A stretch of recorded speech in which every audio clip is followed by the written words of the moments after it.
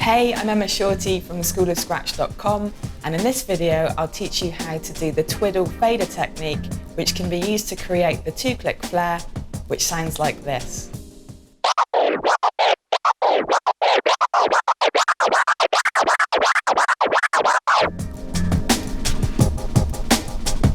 The Twiddle is a fader technique rather than an individual scratch.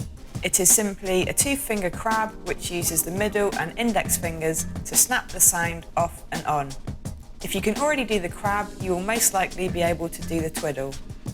The reason we might use the Twiddle is because it allows us to create fader clicks more quickly and with less effort than if we use our wrist.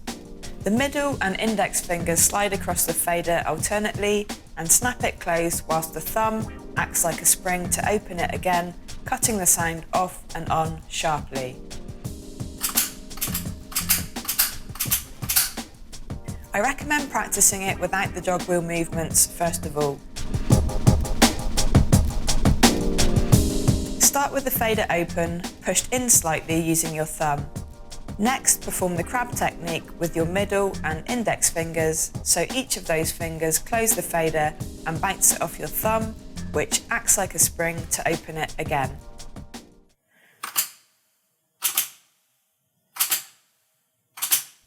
We end naturally with the fader open. It's a hard technique to perform very slowly. It's actually easier to do it faster to get a flow going. It will make more sense when you try it out, so just jump in and give it a go. If you're using your crossfader in the regular position, the thumb closes the fader first of all, and then the 2 fingers cut the sound back on and look something like this.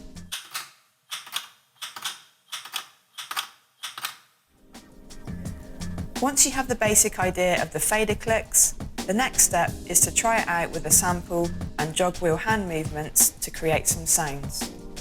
The 2-click flare orbit is a symmetrical pattern that makes 6 total sounds, 3 forward and 3 back, using the same open fader principles as the 1-click flare, turning the sound off rather than cutting it on. This time, instead of using our wrist to add the fader clicks, we will use the Twiddle technique. You can learn to do this scratch by breaking it into 2 parts. Firstly, the forward jog wheel movement and the Twiddle fader clicks. Secondly, the reverse jog wheel movement and the Twiddle fader clicks. Cue up your sample and make sure the fader is open. Push the jog wheel forward, and as soon as you hear the sample play, do a Twiddle to cut the sound in 3. Stop moving the jog wheel near the end of the sample.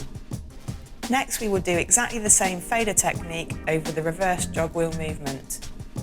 Rewind the jog wheel, and as soon as you hear the reverse sound, do a Twiddle to once again cut the sound in 3. It makes 3 sounds forward and 3 sounds back.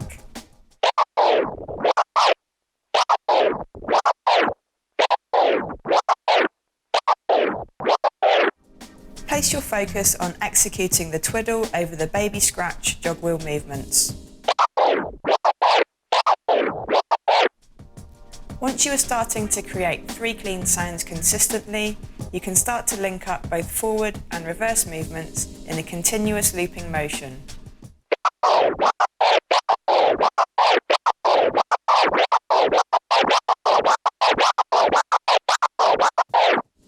You can also perform this scratch by taking your hand off the jog wheel for the forward movement, then rewinding it as normal.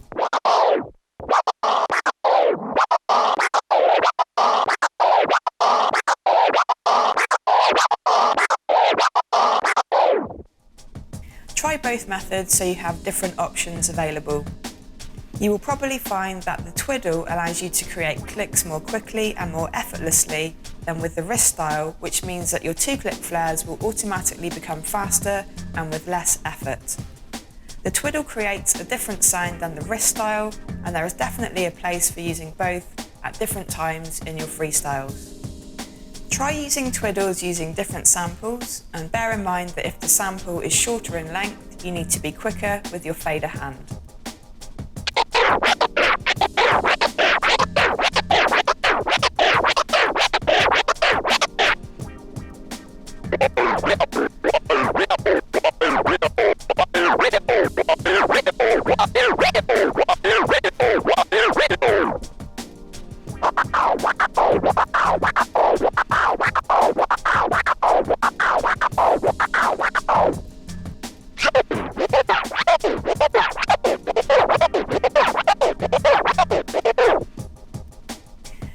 Let's hear how it sounds over a beat.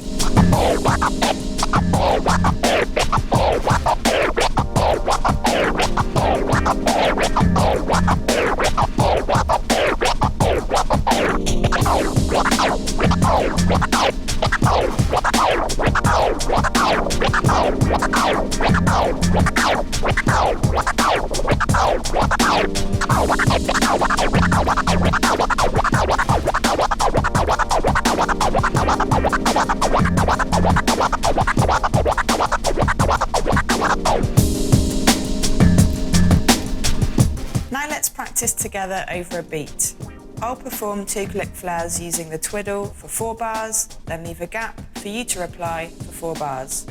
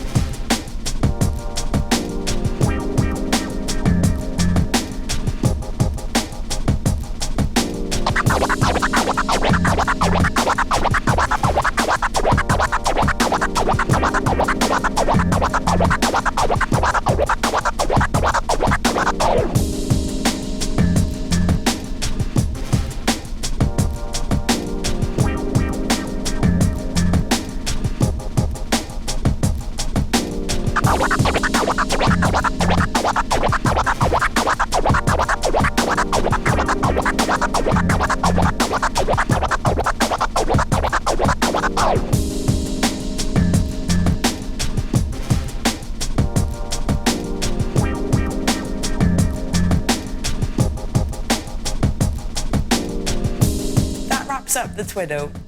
My top tip is to practice the fader hand movement often, even when you are away from the controller, to really get the physical movements locked into your muscle memory. If you'd like to dive in deeper with learning how to scratch, visit schoolofscratch.com and sign up for my complete How to Scratch course.